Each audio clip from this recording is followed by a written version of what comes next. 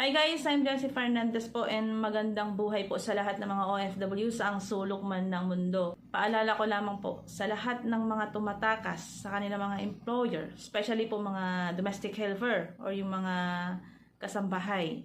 Nakatanggap po ako ng balita kagabi, pero siya mismo ang nakausap ko, si OFW. Tumakas siya sa kanyang employer. Imbis na dumiretso sa embassy at saka sa polo, dumiretso po siya ng airport. So anong gagawin niya sa airport? Kasi hindi rin naman siya makakauwi. Wala siyang passport. Wala siyang finalized visa. Wala siyang plane ticket. So pag ganyan po na may balak po kayong umalis sa inyong mga amo, dumiretso po kayo sa polo o kaya embassy.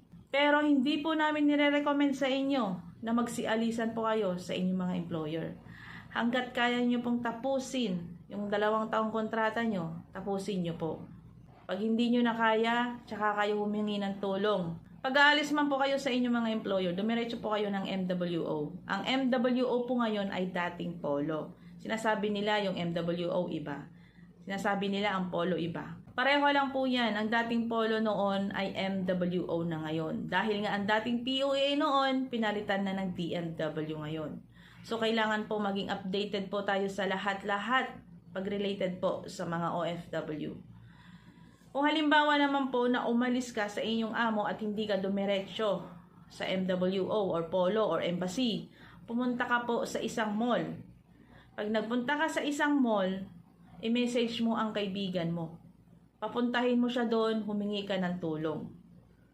Kasi pag nasa loob ka ng mall, hindi ka basta-basta huhulihin ng pulis kasi nasa public place ka. Pero pag ikaw ay tumakas, dumiretso ka sa bahay ng kaibigan mo, dumiretso ka sa mga kilala mo or kahit sino, pati yung kaibigan mo or yung tinuluyan mo, madadamay pa sila.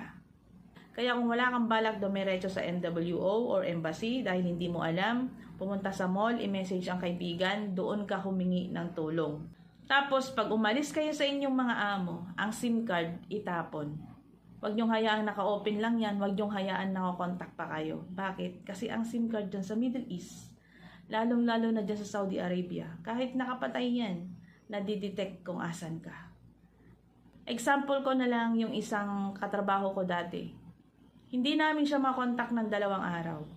Nakapatay ang cellphone niya. Ngayon, ni-report namin sa office, na-detect kung asan siya. Sa Riyadh kami nagtatrabaho dahil 2 araw siyang wala. Ni-report namin siya sa aming office. Nandun sa Al-Kubar, na-detect siya dun. Kasama niya pala yung boyfriend niya. So, ang sinasabi ko sa inyo, pag umalis kayo sa inyong amo, tanggalin ang SIM card, itapon. Pero bago nyo gawin yun, dapat may mga kaibigan na kayong kausap. Kung wala kayong kaibigan kausap, dumiretso sa embassy, dumiretso sa polo.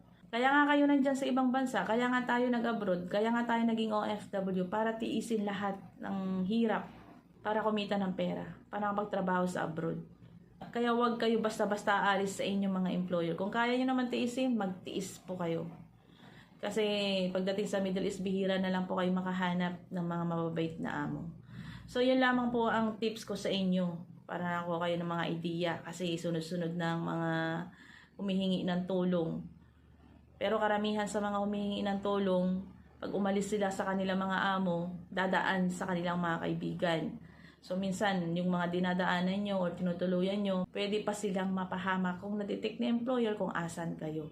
Pwede kayong ipasundan ng pulis. So, kailangan guys, meron kayong mga kaibigan na nakakausap, yung tamang magpayo kung ano ang dapat gawin. Guys, sa lahat po ng mga skilled worker dyan po sa Saudi Arabia, yung mga nagtatanong po sa akin, kung alam nyo nang expired ang ikama nyo, lalo ng ilang buwan na, tapos na yung kontrata nyo kay employer, huwag nyo nang antayin i-release pa kayo. Umanap na kayo ng ibang employer na magkakapil sa inyo. Pero pag ginawa nyo ang isang bagay na yan, dapat magkaroon kayo ng agreement or kasulatan or masinsinang pag-uusap yung company na lipatan nyo na kailangan ikapil ka niya pag nakalipat ka. Kasi pag hindi, pwede ka pang ihurog ng dati mong employer or pwede kang bigyan ng final exit visa ng dati mong employer. Dapat pag lumipat ka, wala nang access sa'yo o wala nang pakialam o hindi ka napakialaman ng dati mong employer. Sa lahat naman po ng mga domestic helper na gustong maging skilled worker or gusto nilang mapalitan ng kategory ng kanilang ikama, mahihirapan po tayo dyan. mahabang proseso po yan. Kung ang category ng iyong ikama is DH talaga, mahirap po yan ilipat into skilled worker. Ang ikama po kasi ng mga skilled worker is transferable po yan. Sa DH naman po, depende po yan kung bibigyan ka po ni employer ng release paper.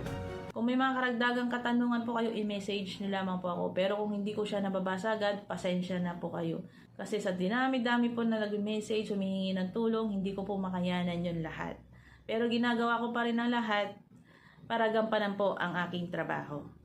So ako nga po pala ang inyong lingkod, Joancy Fernandez po, isang OFW advocate.